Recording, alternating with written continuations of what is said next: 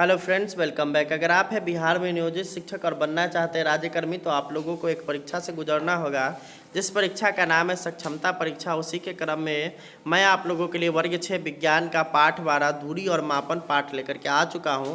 इस वीडियो में हम लोग इसके सभी संभव प्रश्नों का जो है यहाँ पे जवाब देने की कोशिश करेंगे।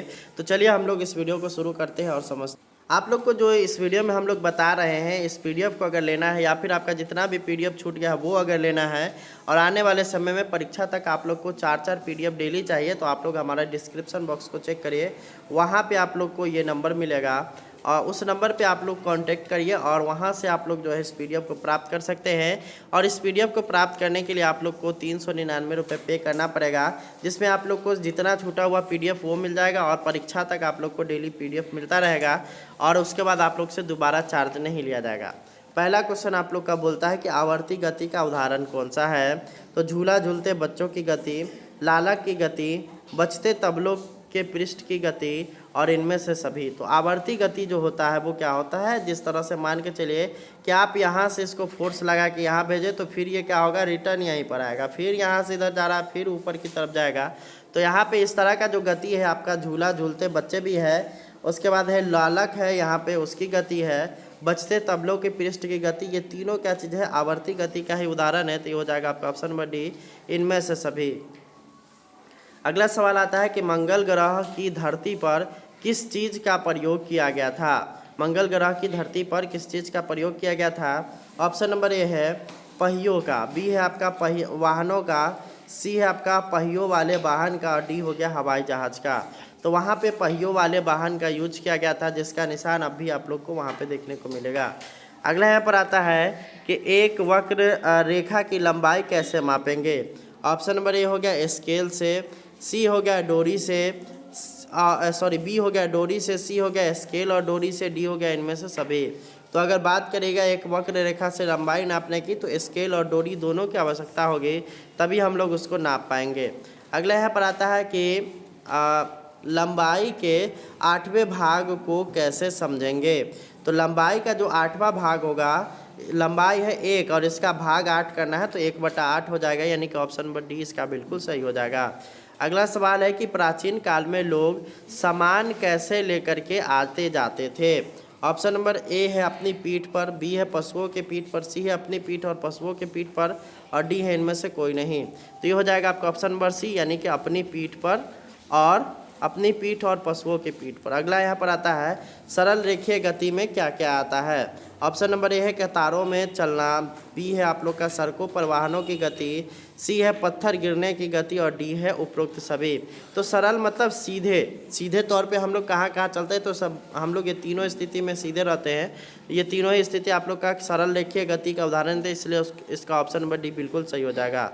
अगला यहाँ पर आता है कि मीटर पद्धति की शुरुआत कब हुई थी। ऑप्शन नंबर ए है 1790 में, बी है 1789, सी है 1690 और डी है 1699। तो मीटर पद्धति की जो शुरुआत हुई थी वो 1790 में हुई थी, यानी कि ऑप्शन नंबर ए हो जाएगा। अगला सवाल है कि आवर्ती गति के कुछ उदाहरण दे। तो ऑप्शन नंबर ए है पत्तियों का लहराना, बी है झूला झूलने की गति, सी है सितार की डोरियों की गति और डी है उपरोक्त सभी। तो ये तीनों आप लोग का क्या है, आवर्ती गति का ही उदाहरण है। तो ऑप्शन नंबर डी इसका बिल्कुल सही हो जाएगा।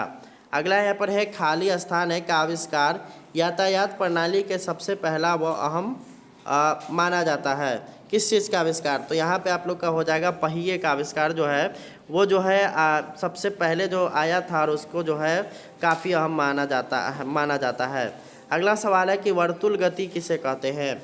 ऑप्शन नंबर ए है घूर्णन करते समय अंकित चिन्ह की दूरी समान, बी है आपका घूर्णन करते समय अंकित चिन्ह से दूरी असमान, सी है ए और बी दोनों और डी है इनमें से कोई नहीं। तो ये हो जाएगा आपका ऑप्शन नंबर ए, यानी कि उस समय की जो दूरी होगी वो समान होगी। अगला यहाँ पर आता है कि किसी सिलाई मशीन की सुई की गति कौन सी गति होती है। ऑप्शन नंबर ए है वर्तुल गति, बी है आवर्ती गति, सी है सरल रेखीय गति और डी है उपरोक्त सभी। तो ये हो जाएगा आपका ऑप्शन नंबर बी, यानी कि आवर्ती गति।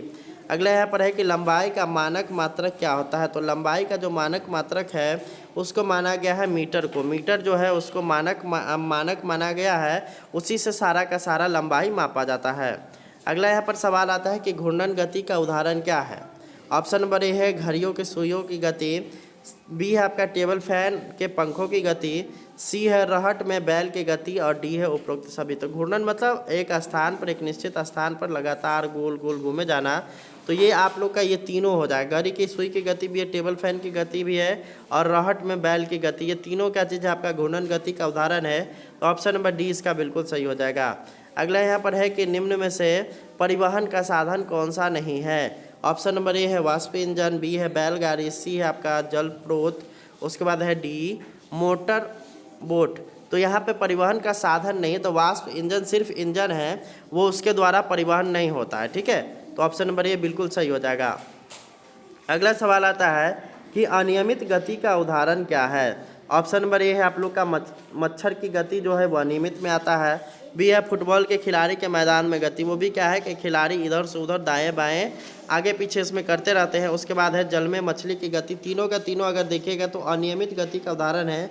तो ऑप्शन नंबर डी यानी कि उपरोक्त सभी इसका आंसर हो जाएगा। अगला सवाल आता है कि दूरी मापने का सही मापक कौन सा नहीं है। ऑप्शन नंबर ए है आपका बालिश्त, सी है फीता, सी है पैमाना और डी है फैली बाहें। तो बालिश्त से लोग बित्ता से मापते हैं, फीता से भी मापते हैं और कोई उसका जो निश्चित पैमाना होता है उससे भी मापते हैं, लेकिन बाहें फैली बाहें से यहाँ पे नहीं मापा जाता है। तो ये आपका ऑप्शन नंबर डी बिल्कुल सही हो जाएगा। अगला यहाँ पर आता है कि आवर्ती गति किसे कहते हैं। ऑप्शन नंबर ए है आपका कि जो वस्तु अपनी गति को दोहराती है, बी है आपका कि वस्तु अपनी गति को नहीं दोहराती है, सी है वस्तु दूसरी दिशा में गति करती है, डी है उपरोक्त सभी। तो आवृत्ति गति उसी को कहते हैं जो वस्तु अपनी गति को दोहराती है। 18वां नंबर सवाल है आप लोग का कि मापन की मानक प्रणाली की खोज कब हुई थी। ऑप्शन नंबर है 1960, बी है 65, सी है 70 और डी है आपका 1976। तो मापन की जो मानक प्रणाली की खोज हुई थी वो 1970 में हुई थी, यानी कि ऑप्शन नंबर सी बिल्कुल इसका सही हो जाएगा। अगला यहाँ पर आता है कि प्राचीन काल में लोग एक जगह से दूसरे जगह कैसे जाते थे। ऑप्शन नंबर ए है पैदल, कार से, रेल से, मोटरसाइकिल से। इसमें अगर बात करिएगा तो इसका ऑप्शन नंबर ए बिल्कुल सही हो जाएगा। पैदल जाया करते थे, उस समय क्या है प्राचीन काल में ना कार था, ना रेल था, ना मोटरसाइकिल था। तो ऑप्शन नंबर ए इसका बिल्कुल सही हो जाएगा। अगला यहाँ पर आता है कि मापन की मानक प्रणाली को क्या कहते हैं। ऑप्शन नंबर ए है मीटरी पद्धति, सेंटीमीटरी पद्धति, किलोमीटरी पद्धति, उपरोक्त सभी। तो मापन की जो मानक इकाई है वो मीटरी पद्धति है, यानी कि ऑप्शन नंबर ए बिल्कुल सही हो जाएगा। 21वां नंबर हम लोग सवाल देखेंगे तो मीटर में कितने सेंटीमीटर होते हैं। अगर 1 मीटर की बात करिएगा तो उसमें 100 सेंटीमीटर होते हैं, यानी कि ऑप्शन नंबर ए बिल्कुल सही हो जाएगा। अगला सवाल आता है कि वर्तुल गति का उदाहरण क्या है। तो कुएं से जल बाहर निकालते डोल, बी है आपका पंखे के परों की गति, सी है आप लोग का कि रस्सी में बंधे पत्थर की गति और डी है उपरोक्त सभी।